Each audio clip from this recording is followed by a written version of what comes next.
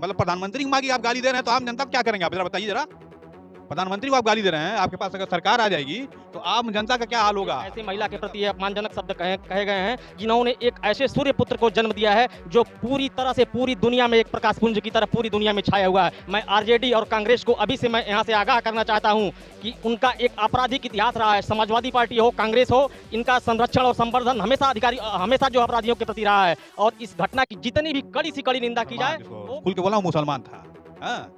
उसने हमारे प्रधानमंत्री को गाली दिया, हमारे पार्टी के नेता को गाली दिया है। इस पे तो सख्त कार्रवाई होनी चाहिए और उसकी जमानत नहीं होनी चाहिए। और राहुल गांधी इसीलिए जो है भिड़े हुए हैं कि देश को बांग्लादेश बनाना है। और जो कि था ना, पूरा एटीट्यूड लगा दिया मोदी के लिए और अमित शाह के लिए।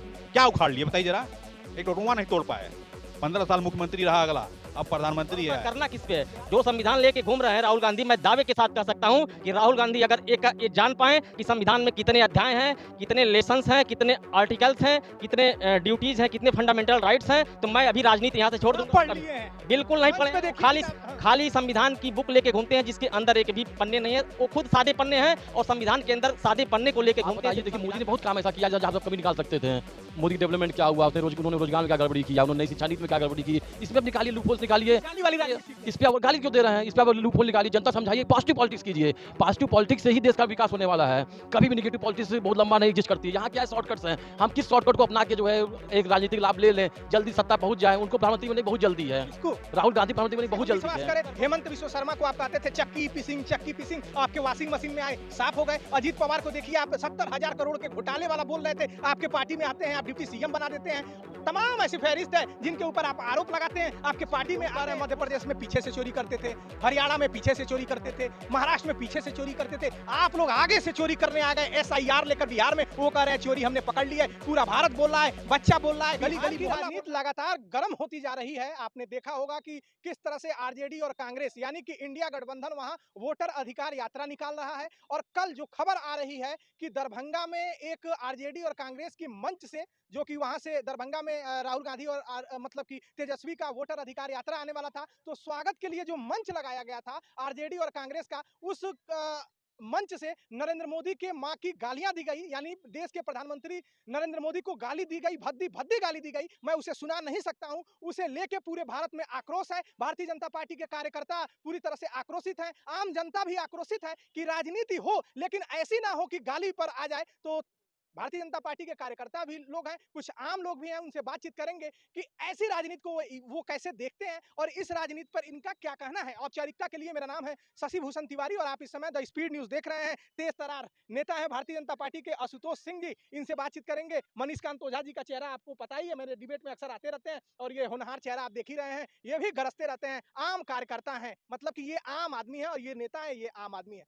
तो आशुतोष जी क्या कहेंगे जिस तरह से, आप बोलिए, जिस तरह से दरभंगा में आरजेडी और कांग्रेस का मंच बताया जा रहा है और उस मंच से नरेंद्र मोदी को गालियां दी गई। देखिए, सबसे पहले मैं आपको धन्यवाद देना चाहता हूं और इस घटना की मैं कड़ी निंदा करता हूं, बहुत ही कड़ी निंदा करता हूं कि इस तरह से एक ऐसे महिला के प्रति अपमानजनक शब्द कहे गए हैं जिन्होंने एक ऐसे सूर्य पुत्र को जन्म दिया है जो पूरी तरह से पूरी दुनिया में एक प्रकाशपुंज की तरह पूरी दुनिया में छाया हुआ है। मैं आरजेडी और कांग्रेस को अभी से मैं यहाँ से आगाह करना चाहता हूँ कि उनका एक आपराधिक इतिहास रहा है। समाजवादी पार्टी हो, कांग्रेस हो, इनका संरक्षण और संवर्धन हमेशा जो अपराधियों के प्रति रहा है। और इस घटना की जितनी भी कड़ी से कड़ी निंदा की जाए, वो मतलब बिल्कुल सही है कि इनको जो है, जो भी इस तरह के दोषी हैं उनको कड़ी से कड़ी सजा दी जाए। और जो है मैं आगाह करना चाहता हूं ऐसे लोगों को। और सबसे पहली बात, महिलाओं के अधिकार के लिए, महिलाओं के सशक्तिकरण के लिए कभी भी इन लोगों ने कभी नहीं काम किया। राहुल गांधी जी जो संविधान की किताब लेके घूम रहे हैं, कभी बताइए, कभी अगर आरक्षण पर कभी भी आप जब तक आरक्षण का इतिहास देख लीजिए,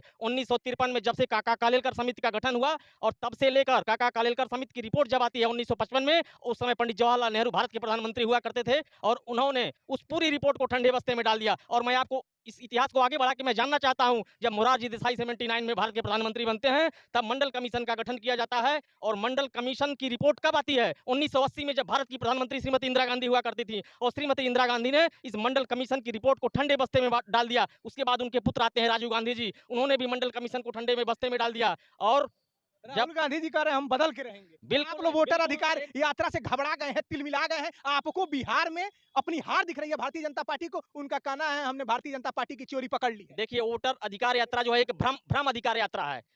इनको पता चल गया है कि जनता उनके साथ नहीं है। ये इतनी रैलियाँ की हैं लेकिन लोग नहीं जा रहे हैं, सुनने वाला कोई नहीं है, भीड़ नहीं है, इनकी बातों को कोई समझने वाला नहीं है। मंच से क्या बोल रहे हैं, कैसे बोल रहे हैं, क्या बोलना चाहिए, कुछ भी इनको समझ में नहीं आता है। एक समझिए, एक बालक की तरह राजनीति में अभी अपरिपक्व है। और मैं एक बात और बता देना चाहता हूँ, समाजवादी पार्टी और कांग्रेस में पॉलिटिकल पॉलिटिकल नेपोटिज्म और डायनेस्टिज्म का जितना जितना घृणित स्वरूप आपको देखने को मिलेगा, दुनिया के किसी भी पार्टी में देखने को नहीं मिलेगा। आप कैसे देखते हैं जिस तरह से कांग्रेस और आरजेडी का वो मंच बताया जा रहा है जहां से देश के प्रधानमंत्री कहा जाता है मोदी जी किसी पार्टी के प्रधानमंत्री नहीं है वो देश के प्रधानमंत्री हैं, और जिस तरह से उनकी स्वर्गीय मां के बारे में बोला गया है, जिस तरह से गालियां भद्दी भद्दी दी गई हैं मतलब आम नागरिक की तरह से, आप इसे कैसे देखते हैं? ये बहुत निंदनीय कार्य है। कभी भी आप जाते हैं राजनीति में एक पराकाष्ठा बनी रहनी चाहिए, एक सम्मान और शुचिता बनी रहनी चाहिए। प्रधानमंत्री किसी को गाली नहीं देनी चाहिए। अगर आप राजनीति कर रहे हैं तो डिग्निटी के साथ कीजिए और निश्चित रूप से पक्ष-विपक्ष दोनों का इसमें दोष है। अगर विपक्ष ने कुछ कहा है निश्चित रूप से बहुत गलत है। लेकिन कहीं न कहीं से राजनीतिक शुचिता जो है वो दोनों ओर से तारमतार की गई है। वो तो कह रहे हैं कि हमने बीजेपी की चोरी पकड़ ली है, वोट चोर गद्दी छोड़ के नारे लग रहे हैं। राहुल गांधी जी कह रहे हैं 6-6 साल के बच्चे उनके कान में आके कह रहे हैं चोर गद्दी छोड़। देखिए, ये तो राहुल गांधी का बचपना है, ये तो आप भी जानते हैं, बच्चा क्या जानता होगा? ये तो राहुल गांधी का बचपना है। देखिए, राहुल गांधी युवा हैं और उनको अच्छे मुद्दे उठाने चाहिए। अगर नरेंद्र मोदी से लड़ना है तो कैसे लड़ना है ये बताओ हमको। तो अच्छा मुद्दा नहीं है। आप ये 6 साल का बच्चा बता रहा है कि वो चोरी हो रहा है, ये अच्छा मुद्दा है? वो तो कह रहे हैं हम सबूत दे रहे हैं, इलेक्शन कमीशन बीजेपी के साथ मिला हुआ है, वोट चोरी कर रहा है, चुनाव चोरी कर रहा है। जैसे ये सब शॉर्टकट्स हैं, ये पॉलिटिक्स के शॉर्टकट हैं। आप बताइए, देखिए मोदी ने बहुत काम ऐसा किया जहाँ से आप कभी निकाल सकते थे।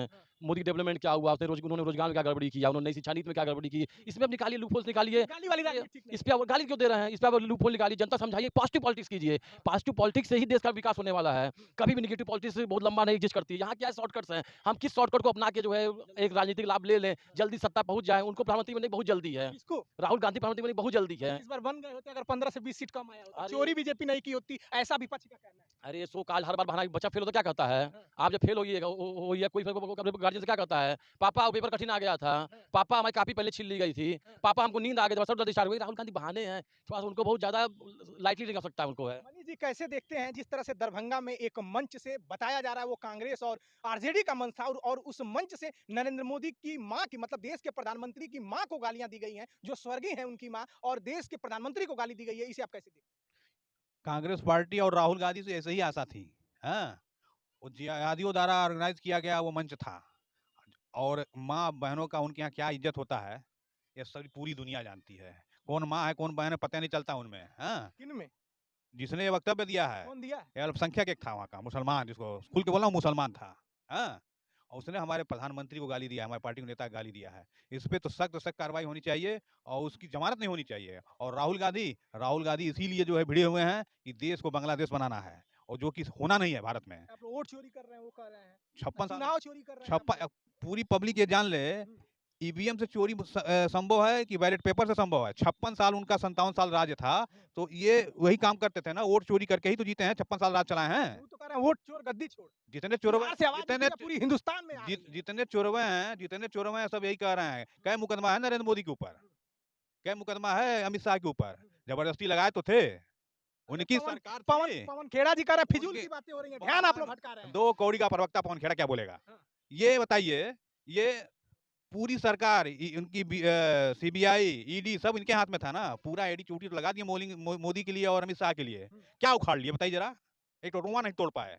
15 साल मुख्यमंत्री रहा, अगला अब प्रधानमंत्री है। वो तो कह रहे हैं गुजरात मॉडल आर्थिक मॉडल नहीं है, वो वोट चोरी का है, मॉडल है है। जो 14 में नेशनल लेवल पर आ गया। अरे इनकी कांग्रेस की औकात क्या थी? बोली बाली हमारे देश की जनता को ये लोग चूतिया बनाया इतना दिन तक। और वो कह रहे हैं आज आप बना देखिए रहे हैं, आप नोटवे काट ले रहे हैं। अरे वोट पब्लिक जान नहीं कैसे वोट काट ले रहे हैं। जरा बतावे तो खुल के बताएं वोट कटा कैसे? बताए नहीं महादेवपुर में कैसे कटा? कैसे महादेवपुरा वोट पड़ गया? जरा जरा फर्जी वोट डाल के दिखावे जरा ईवीएम में जाके। ईवीएम फर्जी वोट डाल के दिखावे ना जरा। राहुल गांधी कोई भी हाँ। आपके पास परिचय पत्र है, आपके पास सब है। जब आप अपना वोट डालने जाएंगे तो एक निशान भी लगता है। हाँ, और वीडियो रिकॉर्डिंग भी होती है। तो मांग रहे हैं रिकॉर्डिंग, आप लोग दे नहीं रहे हैं। तब आप 2 साल बाद मांगेंगे, रिकॉर्डिंग रखा रहेगा। नौका कानून बना लिए जो 45 दिन में उसको खत्म कर दो। अरे नौका कानून क्या बना लिए, सरकार कानून बना के बैठी है, उनकी सरकार नहीं ना है। पता चला घर में से जो है वो 35 से और सब घर में से आप जो लोग वो कुल है। मिला के जो राहुल गांधी जी कह रहे हैं बिहार के उनके वोटर अधिकार यात्रा से गड़बड़ा गए हैं, तिलमिला गए हैं, उनकी लहर चल रही है बिहार में। खत्म, कांग्रेस खत्म है। अब की मुश्किल है खाता खोलना बिहार में। वोट चोरी पकड़ लिए हैं। बिहार में खाता खोलना मुश्किल है। हाँ, मैंने आपको हवा में उड़ा दूंगा। सरकार इनको बनाने को मिलेगा, जिसकी माँ और बेटी को जो आप ये इज्जत दे रहे हैं। हाँ? ये इज्जत आप दे रहे हैं, आपके मतलब प्रधानमंत्री की माँ की आप गाली दे रहे हैं, तो आम जनता को क्या करेंगे आप जरा बताइए जरा। प्रधानमंत्री को आप गाली दे रहे हैं, आपके पास अगर सरकार आ जाएगी तो आम जनता का क्या हाल होगा।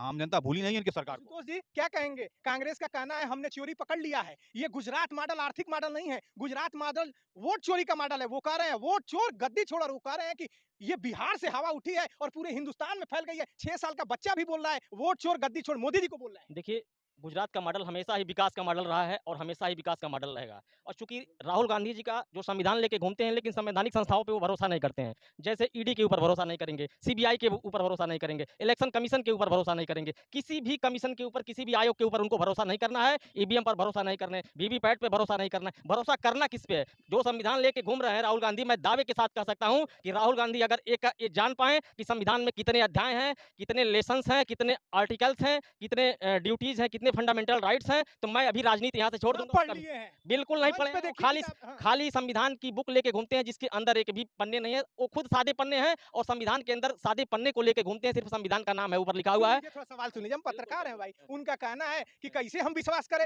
हेमंत बिश्व शर्मा को आप कहते थे चक्की पिसिंग, आपके वॉशिंग मशीन में आए साफ हो गए। अजीत पवार को देखिए, आप 70,000 करोड़ के घोटाले वाला बोल रहे थे, आपके पार्टी में आते हैं, आप डिप्टी सीएम बना देते हैं। तमाम ऐसी फहरिस्त है जिनके ऊपर आप आरोप लगाते हैं, आपके पार्टी में आते हैं, वो साफ छवि के हो जाते हैं। नहीं, कोई भी पार्टी किसी के ऊपर आरोप लगा सकती है, लेकिन आरोप को साबित करना किसका काम है? न्यायपालिका का काम है। न्यायपालिका में उन जिनके भी खिलाफ हैं वो सारे मामले चल रहे हैं और आगे जब उनके खिलाफ एक्शन होगा तो यही सरकार, अगर कहीं से भी गलत पाए गए कोई भी भारतीय जनता पार्टी का कार्यकर्ता हो, किसी का या सहयोगी दल का, हम लोग उसके खिलाफ एक्शन लेने के लिए प्रतिबद्ध हैं पूरी तरह से। आपकी चोरी पकड़ ली है बिहार में। पहले सुन लीजिए, वो कह रहे हैं मध्य प्रदेश में पीछे से चोरी करते थे, हरियाणा में पीछे से चोरी करते थे, महाराष्ट्र में पीछे से चोरी करते थे। आप लोग आगे से चोरी करने आ गए एसआईआर लेकर बिहार में। वो कह रहे हैं चोरी हमने पकड़ ली है। पूरा भारत बोल रहा है, बच्चा बोल रहा है, गली गली मोहल्ला बोल रहा है वोट चोर गद्दी छोड़।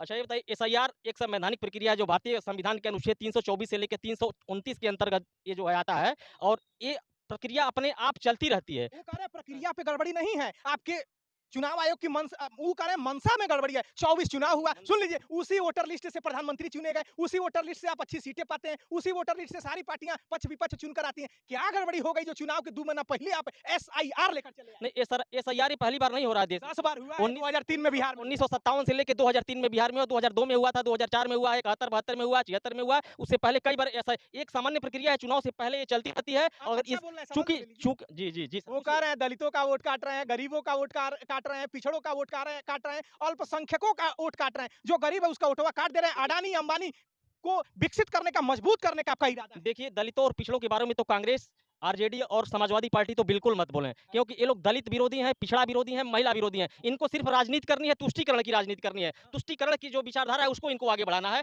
इनको न महिलाओं से लेना है, न इनको दलितों से लेना है, न इनको एक भी ऐसी घटना बता दीजिए जो महिलाओं के प्रति, दलितों के प्रति और बिहार में राहुल गांधी की लहर चल रही है, बीजेपी घबराई हुई है। बिल्कुल नहीं चल रही है। ये बीजेपी नहीं घबराई हुई है, ये कांग्रेस के लोग और आरजेडी के लोग घबराए हुए हैं।